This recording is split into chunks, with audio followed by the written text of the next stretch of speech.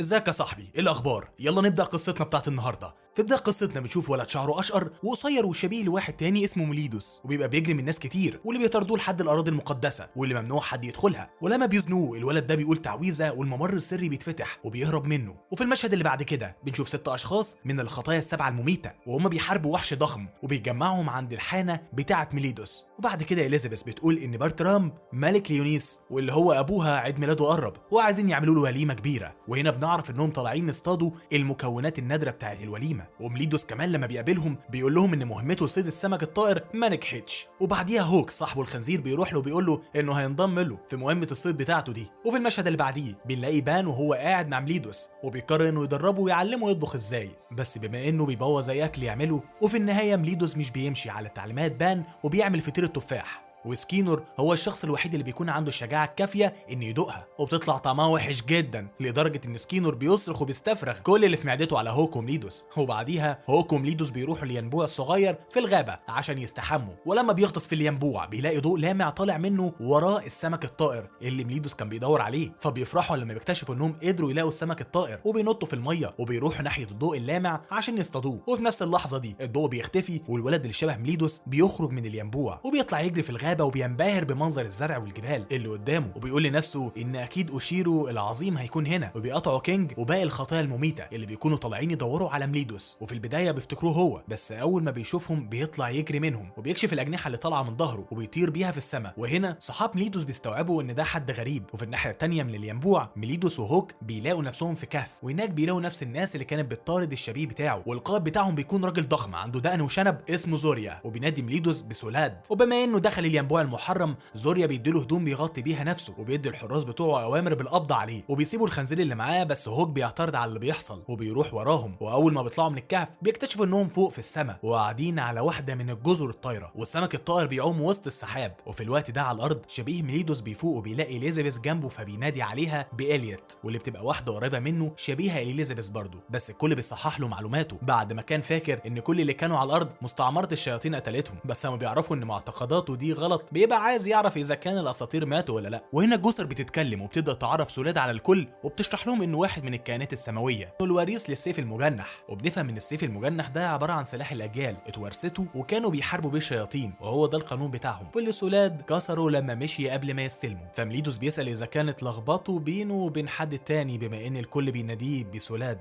وفي اللحظه دي بتقاطعهم بنت الشبه اليزابيث بالظبط وجايه تدور على سولاد، وهوك بيفتكرها اليزابيث بس مليدوس بيفهم انها مش حبيبته. ولما الحراس بيمنعوها من الدخول البنت بتستخدم اجنحتها وبتطير عشان تروح تحضن ميليدوس على انه سولاد. وهي بتحضنه بتاخد بالها ان اجنحته مش موجوده وبتشيل العبايه اللي متغطي بيها، والكل بيتصدم وبيفتكر ان سولاد خسر اجنحته بسبب الذنب اللي ارتكبه وهو بيهرب من احتفال تسليم الورث بتاعه. وزوريا بيبقى موجود في الوقت ده وبنفهم انه يبقى ابو سولاد. والكبيره بتاعتهم بتؤمر الحراس انهم يحطوا ميليدوس في الزنزانه، وميليدوس بيضطر يجريها حاليا. وبعديها الست الكبيره بتشوف هوك وهو مستخبي تحت الترابيزه. وفي الناحيه الثانيه على الارض سولاد بيعرف نفسه على المجموعه وبيعتذر لهم على سلوكه، وبيكتشفوا ان مليدوس وهوك اكيد نطوا في الينبوع وده اللي نقلهم للمكان اللي سولاد جه منه. وبعد كده سولاد بيتكلم عن المشاكل اللي عندهم في الجزيره السماويه وبيقول لهم ان القفل اللي موجود على مستعمره الشياطين هيختفي قريب، وده هيتسبب في ان كل الكائنات السماويه هتموت.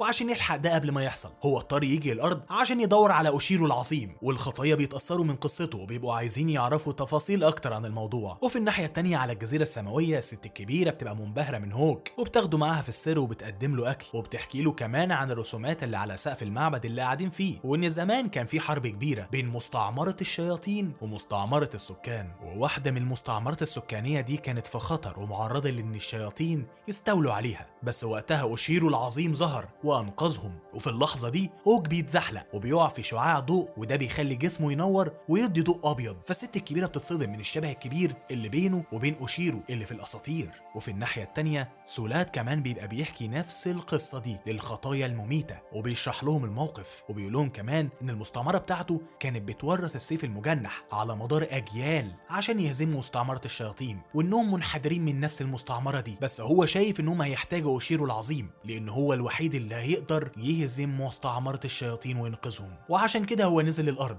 عشان يدور عليه رغم ان ده ممنوع. فالخطايا بيقرروا انهم يساعدوه ويدوروا عليه، بس بما انه ما عندوش اي دليل يقدر يوصله لاوشيرو العظيم فبيقرروا انهم يروحوا يدوروا على ميليدوس وهوك احسن. وسولاد بيبدا يدور لوحده، بس واحده من الشياطين بتهاجمه، ولحسن حظه الخطايا بيكونوا لسه ما بعدوش فبيتدخلوا وبيروحوا يساعدوه. وميرلين من مجموعه الخطايا المميته بتعرف ان الشيطانه دي اسمها جارة من الفرسان الستة للظلام، وجارة بتتصدم لما بتلاقيها عارفاها، واول ما بتعرف انهم الخطايا السبعة المميتة بتقرر تفجر الينبوع، وبكده تكون دمرت البوابة اللي هتوصلهم للجزيرة السماوية. وبعديها على طول الخطايا بيموتوها، وبعدين بيستوعبوا انها كانت مجرد كومبارس وانها مش جارو الحقيقية، وبظهورها ده بيستنتجوا ان مستعمرة الشياطين بتستعد عشان ترجع. وسولاد بيفقد امله بعد ما بيلاقي انه لسه ما لقاش اوشيرو العظيم، فالخطايا بيحاولوا يسوه وبيقرروا يساعدوه ضد الشياطين، وبما انهم مش هيقدروا يستخدموا الينبوع خلاص بيتجمعوا حوالين الحانة بتاعة ميليدوس وبيفصلوها عن الارض وبيطيروا بيها ناحية السماء. وفي الناحية التانية ميليدوس بيبقى زهق من الزنزانة اللي محبوس فيها فبيكسرها وبيخرج منها وبياخدوا لفة في الجزيرة السماوية، وبيقابل إليد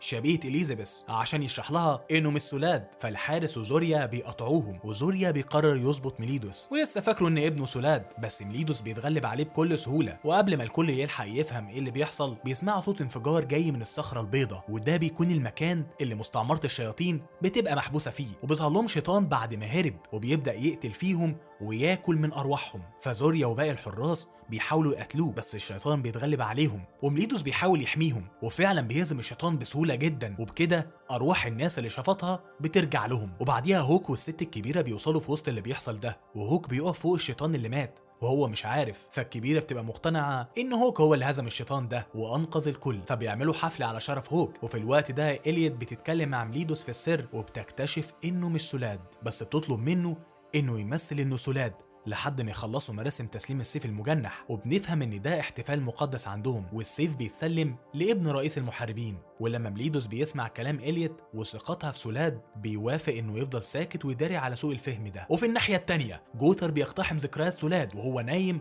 وبتلاقيه وهو قاعد مع إليوت بيوعدها انه يلاقي اوشيرو العظيم عشان يساعدهم يجهزوا ويقاتلوا مستعمرة الشياطين، وبتعرف انه لما اتكلم مع ابوه في الموضوع ده ابوه رفض يسمع له، هو ده السبب اللي خلاه يتصرف من دماغه ويكسر القانون. والذكريات دي بتتحول لكوابيس في احلام سولاد، وبيصحى وهو مخضوض، فبان بيسمعه بيدخل يستفز سولاد عشان يخليه يطلع الشجاعة اللي جواه والعزيمة انه ينقذ اهل الجزيرة. وتاني يوم بيبداوا احتفالات مراسم تسليم السيف المجنح، وزوريا بيستعد عشان يدي السيف المجنح لسولاد اللي هو اصلا ميليدوس، بس وهو بيديهوله الصخرة البيضاء بتتفتح والشياطين بيبداوا يخرجوا منها، والفرسان الستة للظلام بيظهروا هم كمان وبياخدوا بالهم ان واحد منهم اتهزم اليوم اللي فات. وسكان الجزيرة وهم بيقاتلوا في الشياطين بكل قوتهم بيبقوا برضو ما عندهمش القوة انهم يقاتلوا الفرسان الستة، وقدراتهم ما بتتقارنش بيهم اصلا. وإليوت بتنضم ليهم في الحرب دي، وهي بتقاتل واحد من الفرسان اللي باقيين بتكون على وشك انها تتقتل، بس ميليدوس بيوصل في اللحظة المناسبة وبينقذها. بس قائد الفرسان الستة بليان بيحس بقوته وبيجري يضرب ميليدوس، وده بيخليه هو وميليدوس يتحدفوا بعيد عن اثر الضربة عشان يتقاتلوا على انفراد. فالكبيرة بتطلب من هوك انه يساعدهم، بس بتتفاجئ لما بتعرف ان هوك مش هو اوشيرو العظيم زي ما كانت فاكرة، والوضع ما بيبقاش في صالح سكان الجزيرة. بس في اللحظة دي سولاد وإليزابيث وباقي الخطايا بيوصلوا بحتة الارض المنفصلة اللي عليها الحانة، وواحد من الفرسان بيكون على وشك انه يقتل إليوت، بس سولاد بيجري عليها وبينقذها وبيطير بيها المكان امان، والاتنين بيتجمعوا اخيرا. ولما الخطايا المميتة بينضموا للقتال بيتغلبوا على الشياطين، وميليدوس وبليان بيبقوا بيتقاتلوا بعيد. وفي وسط قتالهم بنعرف ان بليان مش بيطيق الوصايا العشرة، وخصوصا القائد بتاعهم عشان رفض يسمح له انه يبقى واحد من الوصايا دول، وميليدوس بيتريق عليه عشان لسه شايل من الموضوع ده، وده بيعصب بليان اكتر. وزوريا بيبقى لسه فاكر ان ميليدوس يبقى هو سولاد ابنه، فبيجري عليه عشان يساعده في قتاله ضد بليان، وبليان بكل سهولة بيغز زوريا بس بيقدر يقطع له دراعه بالسيف المجنح. وبما ان السيف ده مخصص لمحاربة الشياطين بليان ما بيقدرش ينقذ دراعه من انه يتقطع، وبعديها ميليدوس بيقف جنب زوريا عشان يساعده، بس بليان بيقدر يتحكم في دراعه المقطوع بطريقة غريبة وبيستخدمها، وبيخلي زوريا يوجه السيف المجنح اللي معاه ناحية ميليدوس وبيروح يقتله بالدراع اللي لسه مش مقطوع، وبيكون على وشك انه يديله الضربة القاضية ويخلص عليه. بس في اللحظة دي بقى الخطايا بيروحوا لهم وبيبعدوا بليان عنه، ولما إليزابيث بتشوف ميليدوس في الحالة دي بتنهار من العياط. وسكينور بصفته اقوى واحد في الخطايا فبيحاول يشيل السيف من ميليدوس بس مش بيقدر يزحزحه من مكانه حتى، وقتها بيكتشفوا ان ده بسبب ان السيف بيسمح لزعيم المحاربين بس اللي يتحكم فيه. وبعد ما زوريا بيخف من اصابته بيفوق وبيستوعب اخيرا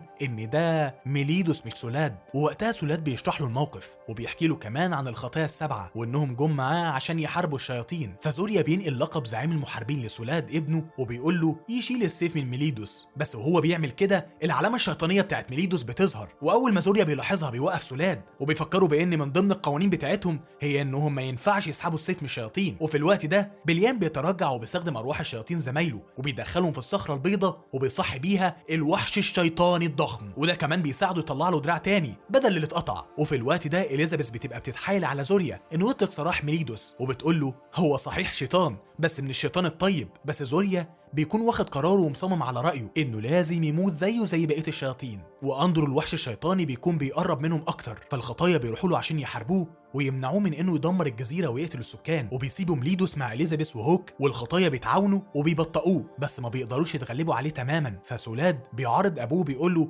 ان مش لازم يطبق القانون وان الاهم بالنسبه له هو انه ينقذ الناس اللي هنا اولى. وبيشيل السيف المجنح من ميليدوس وبيحرره من اللعنه. واخيرا ميليدوس بيقوم وبيقابل سولاد وبيجري يساعد صحابه على طول، وبيلاقي بليان وهو بيضرب في بان وبيتغلب عليه. بس ميليدوس بيقدر يوصل في الوقت المناسب وبيكمل قتاله مع بليان. وهنا سولاد بيكتشف الغرض الحقيقي من السيف المجنح وبيركز قوته هو والكل وبيلقوا تعويذه قويه جدا واللي بتبعد اندرو وبتهزمه. وفي اللحظه دي بليان بيبدا يلاحظ ميليدوس ده يبقى مين فعلا، وبيعرف ان ميليدوس هو القائد المؤسس للوصايا العشره. ومقارنه بقوه ميليدوس بليان بتبقى قوته ولا حاجه وما عندوش فرصه قدامه. بس قبل ما يموت الابد بيعرض روحه لاندرو وبيعززها اكتر. وفجاه اندرو قوته بتتجدد وبيقدر يتغلب على الدرع اللي سولاد عمله بالتعويذه. وبعديها بيتوجه ناحيه المدينه اللي فيها الناس الابرياء واللي هوك بيبقى معاهم لسه، وبيصرخ من الخوف وبينادي على امه اول ما بيشوفه. وبعديها حته الارض المنفصله واللي عليها الحانه بتاعت ميليدوس بتظهر فجاه وبتخبط في اندرو الضخم، وهي بتتكسر ميرلين بتبعد الحانه بعيد وبنشوف مخلوق ضخم تحتها لونه اخضر شبه الخنزير، وبنعرف ان دي تبقى ام هوك اللي كان بيناديها وهي اللي كانت مسؤوله عن تحريك الحانه. فاندرو بيطلق نار مدمره ناحيه ام هوك بس هي بتاكلها بكل بساطه وبترجع تطلقها عليه وبتدمره على الاخر. ولما سولاد بيشوف اندرو وهو بيضعف بيحضر التعويذه من تاني. وفي الوقت ده ميليدوس وباقي الخطايا بيهاجموا هجوم شرس على اندرو عشان يضعفوا قوته، وفضل ده اندرو مش بيقدر يقاوم في القتال اكتر من كده. واول ما سولاد بيفعل التعويذه اندرو بيتهزم اخيرا والمره دي للابد فعلا. وهنا الكل بيفرح وبيحتفل بانتصارهم، وزوريا وسولاد بيعزموا ميليدوس واصحابه على انهم يفضلوا معاهم ويحتفلوا. بس المجموعه بترفض عشان بتبقى عايزه تحضر حفل عيد ميلاد الملك. ولما بيفتكروا هم جم هنا ازاي بيقرروا يروحوا يصطادوا السمك الطائر وبياخدوا معاهم واحده قبل ما يرجعوا على الارض وبيطيروا سوا بالحانه وام هوك ناحيه الارض. وفي اللحظه دي بنشوف شوق لامع خارج من ام هوك شبه بالظبط اللي سمعنا عنه في الاساطير في المعبد السماوي. وهنا بتنتهي قصتنا وبس كده يا صاحبي. وطبعا ما تنساش تعمل لنا لايك وسبسكرايب وتقول لنا نفسك نلخص لك ايه تاني واكتب لنا في الكومنتات.